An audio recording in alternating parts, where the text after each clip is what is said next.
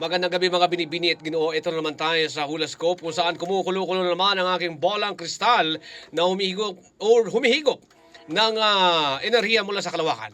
Maaari nyo lang i-manifest ang aking sasabihin para magkakatotoo at ma-embrace yung tinatawag na good energy. Ito na ang Horoscope. Pinanganak noong Mayo 1988, taga Pinagbuhatan, Pasig. Pangalan niya ay Donald.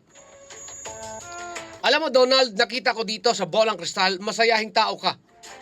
At eto pa ang maganda sa'yo, mahilig ka magbigay ng payo sa mga tropa mong wala sa hulog.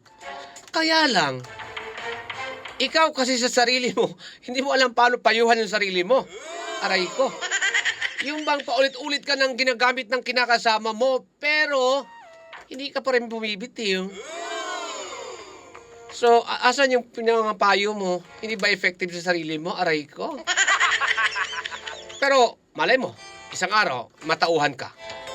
Tuloy mo lang kung anong tuloy mo lang yung pagiging mabait mo at magaling sa pakikipagkapwa-tao. Ang kulay na para sa iyo, pula, yellow at puti, at ang numero naman, 2, 4 at 9. Samantala, siya ay taga-Recto. Pinanganak noong Abril 1980 or 1998. Pangalan niya ay Melissa. Alam mo, Melissa, dito nakitaan kita ng potensyal sa bolang kristal. Madali kang makakuha. Mahusay ka pagdating sa mga instructions. Ang galing mong maka-adjust agad. Ibig sabihin, mataba ang utak mo. Magaling ka makisama, kaso lang, eto may kaso ha. Pag tinupak ka, aray ko, damay lahat.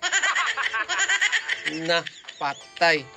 Dahil wala kang pakialam, pag may tupak ka, wala kang pakialam kahit na masakripisyo ang trabaho mo. Aray, yun lang. Ang kulay na pupwede sa'yo ay orange, blue at pink. At ang numero naman, pwedeng swertres, pwedeng maintain, pwedeng rumble. 1, 2 at 6. Yan po ang ating Horoscope.